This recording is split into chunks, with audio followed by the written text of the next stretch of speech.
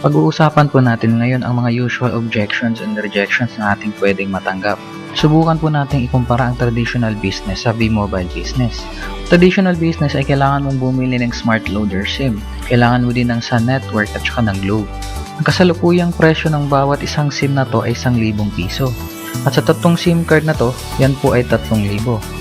Kailangan mo din ng tatlong cellphone para sa tatlong SIM card. Pagpalagay po natin na 800 pesos bawat isa, so yan po ay 2,400 sa tatlo.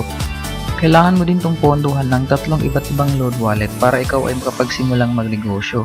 Ang total po nun lahat ay 8,400. Sa V-Mobile naman po ay gagamitin mo lang inyong existing cellphone at SIM card.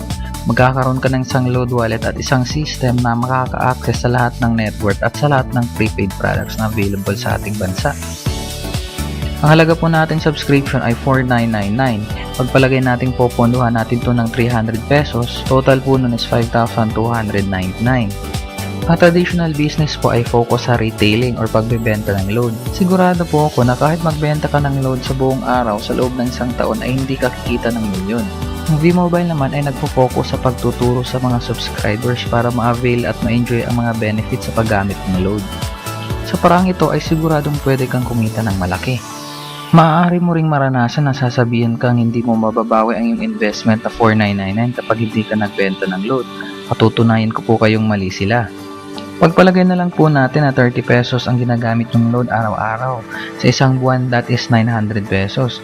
Ang concept po ng V-Mobile ay load yourself and family para magka-discount. Pagpalagay natin 5 family member, that is 4,500. At sa loob ng isang taon, that is 54,000 po. Huwag niyo pong kalimutan, magkakaroon po tayo ng discount. Pagpalagay na lang natin 10%. So sa discount pa lang po, bawin niyo na ang inyong investment.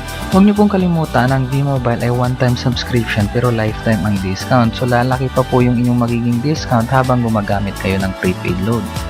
Pwede nyo din pong ma-experience na pagsasabihan kayong scam o piramiding ating negosyo at tanging nasa taas lang ang kikita ng mas malaki kesa sa ibaba. Patutunayan ko po ulit na mali ang sinasabi nila.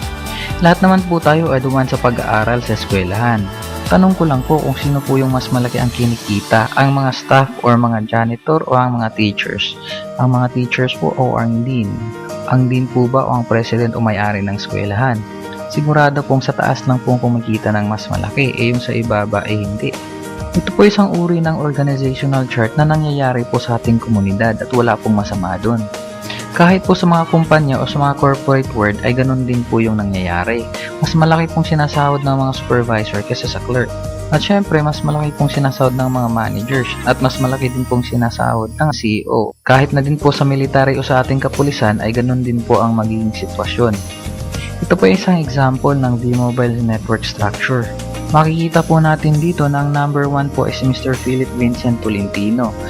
Meron na po siyang 983 members sa kanyang Team A at 79 members sa Team B.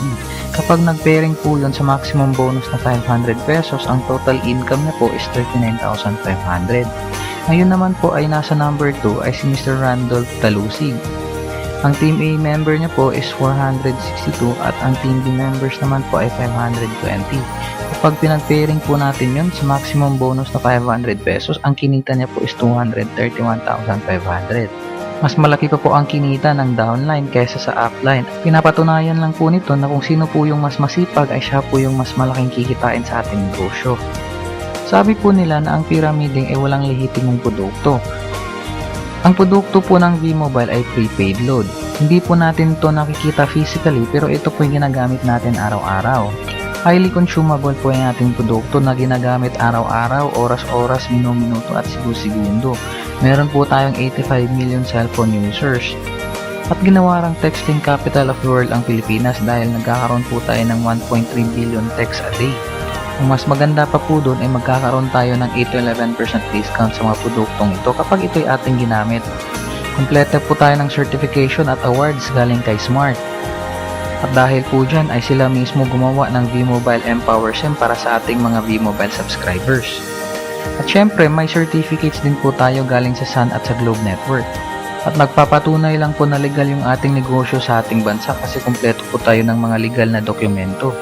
Ang main office natin ay nasa Galleria Corporate Center sa EDSA Quezon City at meron din po tayong mga tinatawag na Independent Business Centers nationwide. At syempre, huwag niyo pong kalimutan na ang V-Mobile ay pag-aari ng Penta Capital na big time pagdating sa negosyo. Ano pa po ba ang pwede natin gawin sa 4,999 pesos?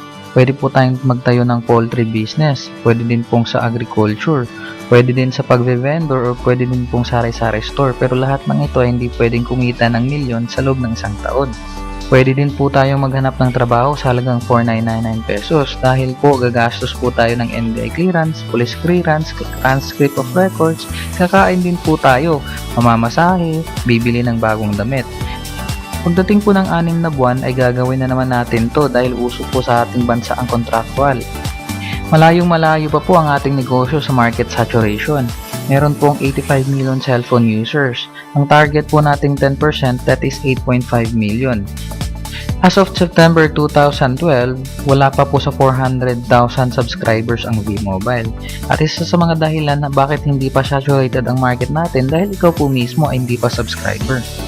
Meron din pong mga sumali sa V-Mobile na hindi kumita. Ilan sa mga rason ay dahil hindi po nila tinarbaho ang kanilang negosyo. Hindi po gaya ng stock market ang V-Mobile na mag-i-invest ka lang ng pera at lalaki ito. Sa V-Mobile po kailangan mo din itong trabahuin. Huwag niyo pong kalimutan na sa V-Mobile ay kailangan nyong bumuo ng inyong grupo. Isa sa mga bagay na hindi ginagawa ng ibang miyembro. Meron din po mga sumali na hindi kumita dahil walang training at walang strategy. Alalahanin niyo po ulit na ito ay negosyo na dapat yung pag-aralan. Ang iba naman po ay kumikita pero hindi kalakihan dahil nag-focus po sila sa pagbebenta ng load. Hindi po ito ang business concept ng V-Mobile. Ang negosyo po natin ay focus po sa consumer empowerment kung saan ikaw ay kikita ng malaki at mai-enjoy mo din ang iyong mga benefits gaya ng discounts at opportunity na kumita. Ang isang subscription po ay pwedeng kumita ng 30,000 pesos a day. Yan po yung ating safety net bawat subscription. Para mas lumaki to, pwede po kayong kumuha ng 3 subscription at pwede din pong 7 subscription para times 7 din po yung ating daily safety net. Maraming salamat po ulit sa inyong panahon at ito po ulit si Mr. Fritz De Leon.